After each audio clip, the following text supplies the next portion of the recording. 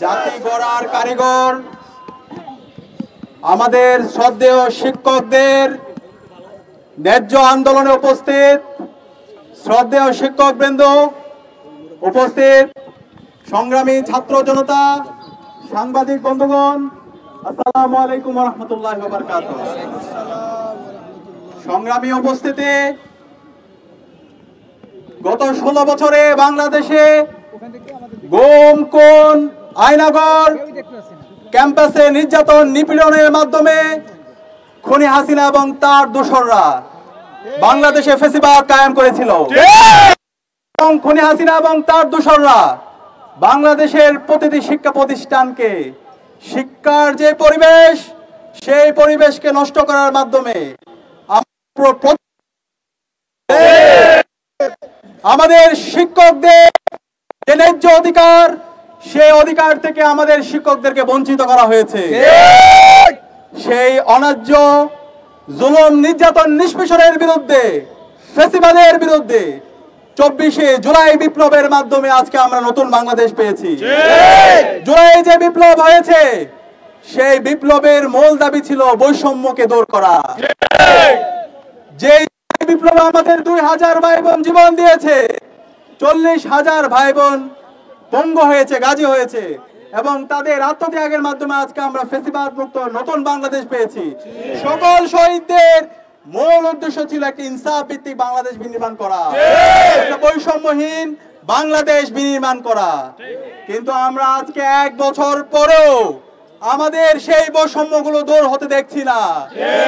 যে অন্তর্বর্তীকালীন সরকার শহীদদের রক্তের উপর বসে গঠিত হয়েছে, সেই অন্তর্বর্তীকালীন সরকার জুলুম, নির্যাতন, নিষ্পেষণ, বৈষম্য দূর করার জন্য যেভাবে উদ্যোগ গ্রহণ করা দরকার, সেই উদ্যোগগুলো আমরা দেখতে পাচ্ছি না। আমরা আমাদের আজকে রক্তকরণ হচ্ছে হৃদয়ের মধ্যে।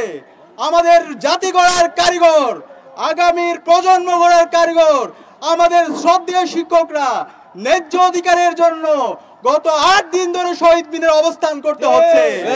যখন এই ন্যায্য অধিকারের জন্য যখন তারা আন্দোলন করছে, ফ্যাসিবাদী কায়দায় খুনি হাসিনা এবং তার পেটোয়া বাহিনী যেভাবে বিগত সময়ে আমাদের উপর হামলা করেছে, নির্যাতন করেছে, ঠিক একইভাবে আমরা আমাদের শ্রদ্ধেয় শিক্ষকদের উপর হামলা হতে দেখেছি।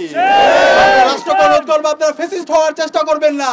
শহীদ আবু সাইদ, শহীদ ওয়াসিম, শহীদ শান্ত, শহীদ আলী রায়হানের উত্তরসূরিরা ঘুমিয়ে যায়নি। শহীদ আবু সাইদ যেভাবে প্রতিবাদ প্রতিরোধ গড়ে তুলেছিল, ইনসাফের পক্ষে কথা বলেছিল, বৈষম্যের বিপক্ষে কথা বলেছিল, আমরা শহীদ আবু সাইদ, ওয়াসিম, আলী রায়হানের উত্তরসূরিরা ঠিক একইভাবে আমরা আমাদের বৈষম্যের বিরুদ্ধে, ইনসাফের পক্ষে আমরা কথা বলে যাব ইনশাআল্লাহ। আজকে আমরা 8 দিন ধরে আন্দোলনের পরও অন্তর্বর্তীকালীন সরকারের কার্যকর কোনো উদ্যোগ দেখতে পাচ্ছি না। আজকে আমরা হতাশ হচ্ছি। অন্তর্বর্তীকালীন সরকারের যিনি প্রধান, তিনি একজন শিক্ষক। আজকে যিনি শিক্ষা উপদেষ্টা, তিনিও ঢাকা বিশ্ববিদ্যালয়ের একজন শিক্ষক। আজকে যিনি আইন উপদেষ্টা, তিনিও একজন শিক্ষক। আজকে যিনি জ্বালানি উপদেষ্টা, তিনিও একজন শিক্ষক। অন্তর্বর্তীকালীন সরকারে আমরা যাদেরকে দেখতে পাই, তারা সবাই শিক্ষক। শিক্ষক হয়ে আপনারা আমাদের শিক্ষকদের বঞ্চনা, তাদের ন্যায্য অধিকার কথা অনুভব করতে পারছেন না। আপনারা যদি এটা করতে না পারেন, আপনাদের এখানে থাকার দরকার নাই। আমাদেরকে ভোগ বিলাস করার জন্য পাঠাই নাই। শিক্ষার্থীদের এবং আমাদের শিক্ষকদের ন্যায্য যে দাবি আছে, সেই দাবি বাস্তবায়ন করার জন্য আপনাদেরকে পাঠিয়েছি। জুলাইয়ের শহীদদের যে আকাঙ্ক্ষা, তাদের যে প্রত্যাশা, সেই প্রত্যাশা বাস্তবায়ন করার জন্য আপনাদেরকে পাঠিয়েছি। আপনারা যদি মনে করেন এখানে ভোগ বিলাস করতে এসেছেন, তাহলে আপনারা ভুল করছেন। আপনারা যদি এই পথে পথ বাড়ান, আমাদের শিক্ষকদের ন্যায্য দাবি মেনে না নেন, তাহলে বাংলাদেশে ফ্যাসিবাদ, খুনি হাসিনা এবং তার দোসরদের যে পরিণতি হয়েছিল, তার চাইতে খারাপ পরিণতি আপনাদের সমাজকে বলতে চাই। আপনারা হতাশ হবেন না, আপনারা হীনমন্য হবেন না। আপনাদের সাথে সারা দেশের ছাত্র সমাজ আপনাদের সাথে একত্রতা পোষণ করছে। আপনাদের সাথে ঢাকা বিশ্ববিদ্যালয় কেন্দ্রীয় ছাত্র সংসদ রাজশাহী বিশ্ববিদ্যালয় কেন্দ্রীয় ছাত্র সংসদ, চট্টগ্রাম বিশ্ববিদ্যালয় কেন্দ্রীয় ছাত্র সংসদ, জাহাঙ্গীরনগর বিশ্ববিদ্যালয় কেন্দ্রীয় ছাত্র সংসদ সহ নির্বাচিত সকল সংসদ আপনাদের সাথে একত্রতা পোষণ করছে। পুরো প্রজন্ম আপনাদের সাথে একত্রতা পোষণ করছে। বাংলাদেশের প্রাইভেট বিশ্ববিদ্যালয়ের শিক্ষার্থীরা আপনাদের সাথে একত্রতা পোষণ করছে।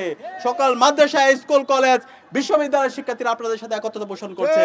এবং আমরা বলতে চাই, শিক্ষকদের যে ন্যায্য দাবি, আপনাদের দাবিটা কি? সামান্য একটা দাবি।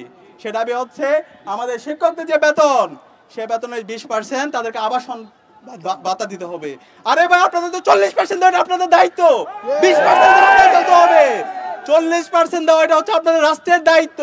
সেখানে কেন একজন শিক্ষককে 20%-এর জন্য দিনের পর দিন এই শহীদ মিনারে রোদে পড়তে হবে এবং বৃষ্টিতে ভিজতে হবে? এবং আমরা আমাদের শিক্ষকদের দাবি, ছোট্ট একটা দাবি, তাদের ট্রিটমেন্টের জন্য, চিকিৎসার জন্য তাদের 1500 টাকা ভাতা। আরে ভাই, এই 1500 টাকাটা কি বেশি? রাস্তার কি টাকার অভাব হয়েছে? হাজার হাজার কোটি টাকা আপনারা লোপাট করছেন, সে টাকা উদ্ধার করে আপনারা আমাদের শিক্ষকদের উপর জুলুম করবেন না। সেই জুলুম আপনারা বরদাস্ত করবেন না। আগুন নিয়ে খেলবেন না, করবেন না বাংলাদেশের ছাত্র সমাজ। এবং আমরা একই সাথে আমাদের শিক্ষকদের যে দাবি, যারা স্টাফ আছে তাদের উৎসব ভাতা, 75% উৎসব ভাতা, সেটা তো একটা ন্যায্য দাবি।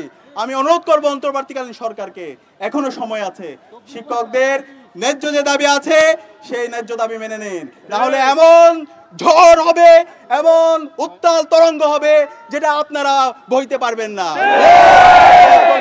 আমাদের শ্রদ্ধেয় শিক্ষকদের যে দাবি আছে, ন্যায্য দাবি আছে, সেই ন্যায্য দাবি মেনে নিন। একই সাথে সারা দেশের আজকে শিক্ষা প্রতিষ্ঠানগুলো অচল অবস্থায় আছে। আমাদের এমপিভুক্ত যে শিক্ষক, সারা দেশের শিক্ষা ব্যবস্থা 57% শিক্ষা ব্যবস্থা, 97% শিক্ষা ব্যবস্থা আমাদের এমপিভুক্ত শিক্ষকদের সাথে কানেক্টেড। আমরা অনুরোধ করব, অতি দ্রুত সময়ের মধ্যে সরকারের উচ্চপদস্থ যারা আছেন, প্রধান উপদেষ্টা থেকে শুরু করে উপদেষ্টা যারা আছেন, তারা আন্দোলনের যারা নেতৃত্ব দিচ্ছেন, সবার সকল অংশীজনদের সাথে বসে দ্রুত সময়ের মধ্যে কার্যকর উদ্যোগ গ্রহণ করেন এবং আমাদের শিক্ষকদের ন্যায্য আন্দোলন আপনারা মেনে নেন। এবং আমরা কথা দিচ্ছি, ঢাকা বিশ্ববিদ্যালয় কেন্দ্রীয় ছাত্র সংসদের পক্ষ থেকে আপনাদের সেই ন্যায্য দাবির সাথে আমরা একত্রতা পোষণ করছি এবং আপনাদের সাথে আমরা আছি।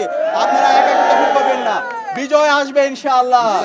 শহীদ আবু সাঈদ যেভাবে জীবন দিয়ে পুরো জাতিকে নতুনভাবে পুনর্জীবিত করেছিল, আমরা কথা দিচ্ছি, আমরা প্রত্যেকে একজন আবু সাঈদ উত্তরসূরি হিসাবে আমরা আপনাদের সাথে আছি। বিজয় আসবে ইনশাআল্লাহ। ইনকিলাব জিন্দাবাদ। সংগ্রামী সহযোগিতা বৃন্দ, আমরা